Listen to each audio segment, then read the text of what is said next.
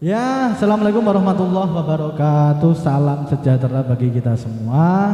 Halo teman-teman semuanya, khususnya kami persembahkan tayangan pada kesempatan kali ini, pada siang menjelang sore kali ini dengan acara yaitu podcastan bincang bareng ngalor ngidul ya. Nanti kita akan berbincang-bincang dengan teman lama. Yang terpenting pada kesempatan kali ini kami persembahkan buat teman-teman khususnya bola akrab ya. Nanti kita berbincang-bincang dengan salah satu sosok. Ini langsung saja saya tanya, memperkenalkan diri. Sengaja kami hadirkan sosok yang inspiratif ini dari luar kota.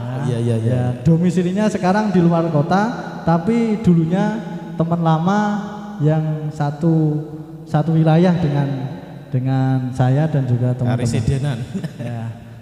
Monggo silakan diperkenalkan. Ya, ini tadi kebetulan lewat Pantura dari Semarang mau ke Surabaya. Pas di Pati ada telepon masuk. Wah, ini kayaknya gak asing suaranya. Oh, ternyata ini adalah Mas Rofik tadi telepon saya. Dan akhirnya saya disuruh untuk mampir ke sini. Ya, dikasih alamatnya soalnya kan gak asing. Soalnya dulu ini memang tempat kecil saya emang di Kliarannya atau Sobone ning sekitar kene. Jeneng ku dhewe iki Mas Akib nenek terkenalin kene, cuma sekarang saya sudah apa istilahnya pindah domisili ya Mas ya. Pindah tempat, maksudnya ikut babon istilahnya. Oh, mutasi. Ya. Ikut babon. Lah babone wah ra gelem dijak rene, njaluk ning kono. Kecantol babon. Kabarnya keluarga alhamdulillah sehat semua dan teman-teman tak pantau yo sehat kabeh. Wes alhamdulillah pokoknya syukur ngono wae. Untuk anak sudah berapa? Anak ada 2 kebetulan sudah lengkap putra putri. Ya, alhamdulillah. Untuk istri sementara masih 1 atau sudah 2? Ibu ya cukup 1 sementara. Sementara. Iya. Ya mungkin ini nanti bisa menginspirasi buat teman-teman bola akrab ya. Sosok yang kami hadirkan ini nanti kita bedah perjalanan kehidupannya mulai dari dunia pendidikannya, membangun rumah tangga sampai berbisnis, dan juga nanti dalam kita berbincang-bincang tentunya bisa menginspirasi buat teman-teman. Ya, sosok Mas Akif ini memang dulu pernah sekolah di mana ya, mulai dari SD sampai SMA? Oh, kebetulan SD saya di SDN 01 Dubuseti Pati. Tempatnya di itu arah Banyutowo itu di situ. Kalau nggak salah itu tahun berapa ya? 93 masuk situ, keluar 99. Ya, terus setelah SD, SMP atau MTS? Karena saya mau ke Sanawi, jadi masuk dulu ke Diniyah kalau dulu. Kalau yang dari SD kan tidak bisa langsung ke Sanawi, harus Diniyah 1 tahun dulu.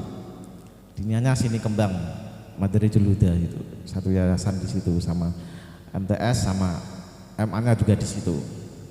Jadi sudah tak rangkep lengkap nih ngono. Mantep. Terus dari MTS ke MA berarti ya, atau ke? Iya, otomatis ke MA soalnya dulu tuh masih kecil kan, masih terpengaruh teman arahnya kemana, pengennya di mana gitu. Setelah lulus SMA atau MA, kebetulan itu setelah lulus SMA nganggur dulu 1 tahun. Mungkin ya faktor dari berbagai faktor. Akhirnya setelah 1 tahun vakum, langsung melanjutkan ke Semarang, ke IAIN zaman dulu. Kalau sekarang kan sudah UIN itu tahun 2006 ya. Langsung saja saya fokus ke keluarga ya. Mungkin salah satu dari teman-teman bola akrab ini ada yang jauh ya, belum mendapatkan jodoh. Kira-kira dari sosok Mas Akif itu bisa ketemu pasangan itu waktu dulu memang sengaja, misalkan kan ada kita bertemu jodoh atau pasangan itu kadang tidak disengaja, kadang memang sengaja diincar dari awal, atau bagaimana dibidik itu ya? Ya, dibidik dari awal itu ya. Pada hakikatnya sebuah pertemuan itu tidak ada yang apa istilahnya kebetulan, semua sudah direncanakan oleh Tuhan. Jadi untuk teman-teman yang belum punya jodoh, ini maaf ya, jangan putus asa, tetap berusaha, karena selain ikhtiar ya kita harus berdoa, karena kalau sudah doa kuat, ikhtiar kuat, otomatis itu nanti ada jalan keluarnya sendiri. Pokoknya yakin, nomor 1 yakin gitu. harus seimbang ya kita. Wah, ini arahnya malah ke judo ya, maaf ya. Oh, iya. Untuk teman-teman.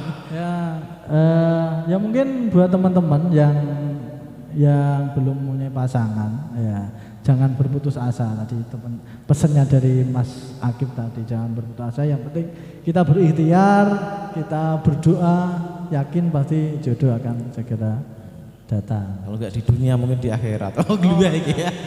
Santai ngalor ngidul iku kudune glue. Aja sepaneng langsung. Sekarang bisnis apa Mas Akif sekarang, Mas? Wah, ini menggeluti atau menekuni ya? Menggeluti wae nek menekuni ya, terserah kan. Enaknya yang mana?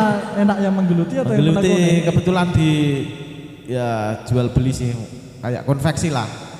Kita membuat produk mentah setengah jadi langsung dijual itu. Itu intinya gitu. Kira-kira bisnis yang panjenengan bangun itu memang ada pelatihan persiapan dari awal atau memang secara tiba-tiba ada kesempatan, ada peluang atau gimana? Ya, kita membaca situasi dulu. Ini kok mungkin di daerah Kudus kan mayoritas sana itu memang selain konsumen juga produksi, tapi lebih ke produksi karena kan terutama yang saya kelola kan konveksi itu di Kudus peluangnya sangat baik sekali, alhamdulillah ini masih berjalan. Dan kalau masalah otodidak ya kita melihat sekitar saja. Dalam arti saya dulu kan kalau dilihat dari pendidikan sekolah jurusan itu tidak mendukung ke arah situ, tapi karena peluangnya di situ dan alhamdulillah itu juga pekerjaan yang halal, akhirnya saya tekuni sampai sekarang ini dan alhamdulillah masih berjalan. Berarti ada peluang, ada kesempatan dimanfaatkan gitu ya. Dan juga dipelajari yang penting, karena kalau kita melakukan sesuatu tanpa dipelajari itu ada dua kemungkinan bisa berhasil dan bisa gagal itu. Ya, untuk Mas Akif sendiri memang satu sekolah ya dengan saya pada waktu itu. Nah, itu kayaknya ke masa-masa SMA itu ya. Iya, masa-masa SMA. Terus beliau sampai saat ini juga masih aktif dalam menggerakkan alumni satu kelas itu untuk bagaimana berkumpul, bagaimana kita jagung bareng, bersama bareng. Meskipun kita sudah terpisah, misalnya pekerjaan, wilayah, karena kesibukan masing-masing, pekerjaan kita juga menyebar di luar-luar daerah. Terus kiat-kiat apa Mas Akif? Pesan buat teman-teman khususnya Bulu Akrab. Ini kan komunitas kita Bulu Akrab. Supaya keterikatan kita atau kesaudaraan kita itu bisa terjaga terus gitu loh. Ya, yang pertama yang utama itu adalah komunikasi kita jangan sampai terputus dengan teman-teman, apalagi pada era sekarang kan kita dipermudah dengan alat yang canggih, contohnya seperti handphone. Lewat itu kita bisa mengontrol teman-teman kita, keluhan apa, masalah apa yang dihadapi, itu kita bisa sharing lah.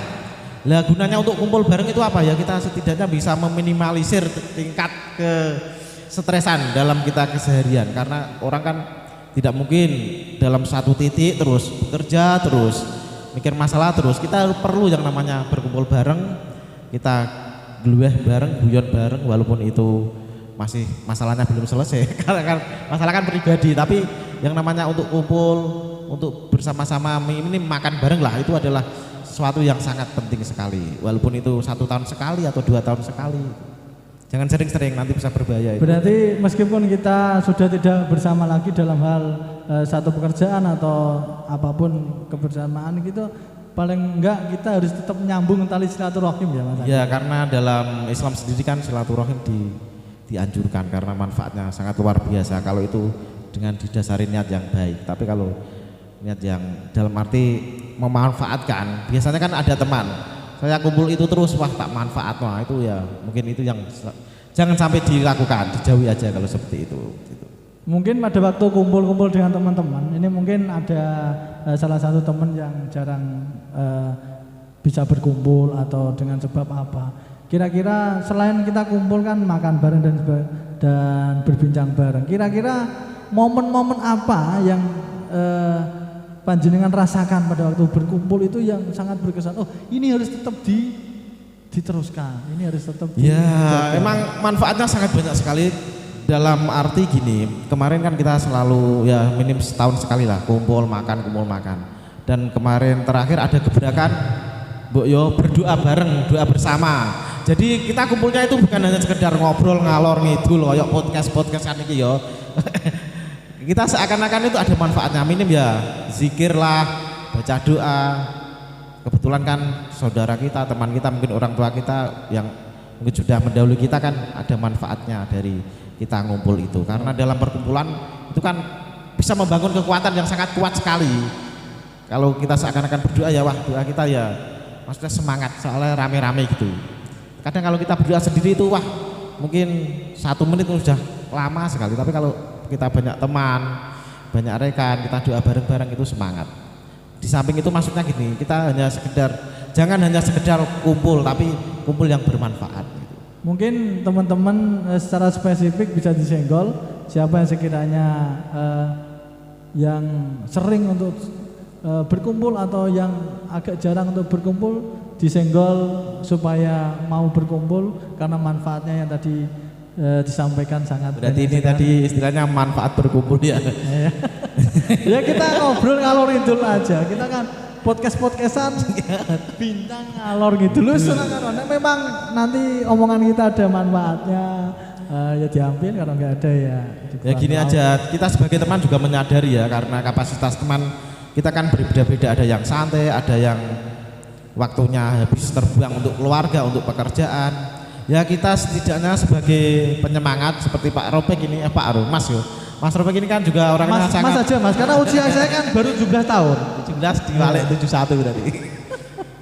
Itu kita harus juga menyadari, jangan memaksakan. Karena kan setidaknya banyak, kalau kita kumpul lah itu kadang kan bahas satu teman, wah si inisial K lo, semuanya K, jarang kumpul, mungkin kan kita kan nggak tahu sebenarnya apa yang dihadapi gitu. Jangan menjustis yang tidak-tidak, yang penting kita suudon itulah, bersangka baik kepada teman. Karena semua orang sih pasti pengen kumpul bareng sama teman itu pengen, tapi ketika dia tidak bisa kumpul pasti ada masalah di dalam tidak bisa berkumpul itu. Ya terus kira-kira ke depan ini ada rencana apa ya? Ke depan ini ada rencana apa mungkin buat teman-teman atau buat bisnisnya ke depan, atau yang sekiranya bisa menjadikan inspirasi lah, bisa menjadi motivasi buat teman-teman atau pemirsa yang ya sebenarnya rencana itu sudah dibukukan, sudah direncanakan, dalam arti sudah ditulis. Karena kemarin ada musibah corona ini, jadi perkumpulan agak disendat dan terbatas. Contohnya ini kayak ini cuma 3 orang itu sama kameramen saja. Jadi ya emang kita menyadari situasi kondisi tidak memungkinkan. Nanti kalau nanti seumpama semoga saja bisa stabil kayak dulu, kita akan minim 1 tahun sekali reuni teman-teman. Biar apa? Biar kita tahu teman-teman kita perkembangannya gimana, mungkin ada keluhan apa gitu. Sehingga manfaatnya itu minim lah seperti itu. Berarti harapan ke depan setelah terjadinya pandemi ini, moga saja ini cepat berakhir ya. Berarti bagaimana kita bisa berkumpul kembali secara kompak ya, kita ngobrol bareng, sharing bareng, menghadapi permasalahan bareng gitu ya, harapan ke depan berarti ya. Ya kita berharap seperti itu. Dan untuk teman-teman yang belum bisa hadir untuk kumpul bareng ya kesadarannya lah mungkin 2 tahun sekali, karena kan ada teman yang belas sama sekali tidak ada yang kumpul. Saya berharap dari saya pribadi dan teman-teman ini semoga kesadarannya untuk kumpul, minim ngeteh bareng apa ngopi bareng gitu. Saya berharap begitu untuk sementara ini, Mas Robek. Mas Robek, karena ini kan apa menyangkut masalah keluarga, rumah tangga, nikah, apa kita datangkan teman yang satu ini. Dia ini kebetulan belum punya jodoh, mungkin karena nanti bisa lantaran wejangan Mas Robek mereka bisa terbuka untuk usaha. Ya enggak, jangan gitu saya lah, kita itu sharing. Ya kita monggo jagung bareng. Mas Edi, monggo. Ini Mas Edi kebetulan pada sampai sini. Siang hari ini kan kita difasilitasi oleh Mas Roy Jordi nih. Iya, Roy Jordi studio ini wah sangat bagus sekali. Podcast kan nanti jangan lupa subscribe ya. Ya subscribe ya. Ya ini ada Mas Edi, tidak asing lagi kalau di Duku Seti ya mungkin ya. Ini juga sosok yang luar biasa ya. Wah luar biasa ini, kemampuan dalam mengatur waktu, dalam mengatur pembicaraan. Wah tidak bisa diungkapkan dengan kata-kata. Ya teman-teman, ini bisa saya sampaikan begini ya. Pada kesempatan kali ini tidak disengaja, sebenarnya tidak disengaja kita bisa bertemu dengan Mas Akif, dengan saya, dengan Mas Roy George yang punya studio ini tuh sesuatu yang tidak disengaja. Iya lah, tadi kan cuma masalahnya kan dia menyangkut membahas tentang bagaimana mencari jodoh pekerjaan. Nah ini ada yang teman kita yang belum punya jodoh, mungkin yang belum punya jodoh bisa ngasih pesan kepada kita yang sudah punya jodoh loh, jangan disepele. Iya. Monggo Mas Edi sini aja langsung. Wah, iya. Apapun yang disampaikan. Ini super sibuk udah sampai sini itu luar biasa loh. Ini juga pengusaha sukses ini. Ini soal sosok yang menginspirasi juga buat kita semua. Wah auranya positif loh ini. Iya, wajahnya juga sangat luar biasa ya, cerah ya. Kelihatannya wajah-wajah yang bahagia ya. Bisa memperkenalkan diri? Monggo Mas Bro, memperkenalkan diri. Ya, terima kasih dari Mas Rofik dan Mas Akif dari Kota Partai Kudus. Iya. Saya di sini, nama saya Mas Edi Suprianto, asli anak Pati, Dukuh Seti, RT 3 RW 2. Status masih penjaga. Masih perjaka ting-ting atau perjaka tong-tong? Oh, masih.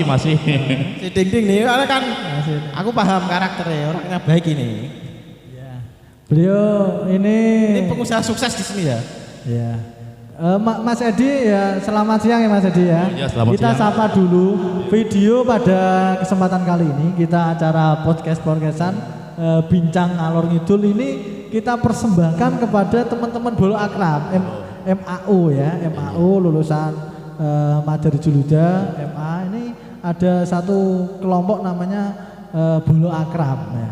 Biar nanti kita meskipun setelah lulus sekolah, tapi bagaimana kita berkomunikasi, bisa menjalin silaturahim. Panjenengan ini merupakan sosok kakak kelas ya dulu ya Mas Akif ya. Kelas. Ya kakak kelas, tapi ini sebagai teladan yang baik yang perlu kita tiru. Mungkin ada pesan-pesan yang perlu disampaikan untuk teman-teman. Oh, buat Mas Rofik dan teman-teman supaya mempertahankan rasa persatuan dan kesatuan. Oh, iya. Bhinneka Tunggal Ika ini. Bhinneka Tunggal Dengan Ika, bersatu kita akan maju, kita kalau nggak bersatu kita akan mundur. Oh iya, ini luar biasa sekali ya. Persatuan. menginspirasi. Ya. Di mana pada kesempatan akhir-akhir ini itu rasa persatuan dan kesatuan itu sudah agak pudar ya Mas Edi. Oh iya betul, karena kondisi apa-apa suatu yang mengganjal dengan adanya kita bincang ngalor ngidul bisa mengakrabkan lagi mantuan kita yang belum ketemu ya. Kira-kira akhir-akhir ini sibuk dalam urusan bisnis apa Mas Edi? Oh ini masih di Biro Jasa Itir Undangan ini masih kan ini bulan mau Rajaban biasanya itu rame biasanya itu. Biasanya kalau rame bulan-bulan apa? Bisa menyampaikan kepada teman-teman kalau misalkan promosi lah, misalkan sosok Mas Edi ini membuka Biro Jasa. Wah kalau ini nggak usah dipromosikan, ini sudah tahu semua ini. Oh gitu ya. Mungkin dia masukkan gimana biar cepat punya jodoh aja gitu. Oh gitu ya. Mungkin kriterianya yang dimiliki seperti apa nanti kan teman-teman Iya, yang gini, cocok sesuai kriteria itu kan bisa daftar langsung. Saya Mempercepat prosesnya Ya, ini. sangat mengenal beliau ini sosok yang luar biasa, orangnya sopan ya, orang sopan baik. Ramahnya luar biasa, Ramahnya tingkat luar keramahnya biasa. levelnya tinggi. Dengan siapapun, orang tua, teman sebaya, semuanya akrab ya, banyak teman, banyak saudara. Kira-kira yang melatar belakangi jenengan kok sampai saat ini belum berumah tangga itu kira-kira ada pertimbangan apa atau bagaimana Mas Edi kok? Ya itu kan tuh saya punya pertimbangan tersendiri kan nikah satu kali untuk selamanya. Wah luar biasa itu. Jadi adalah jodoh yang terbaik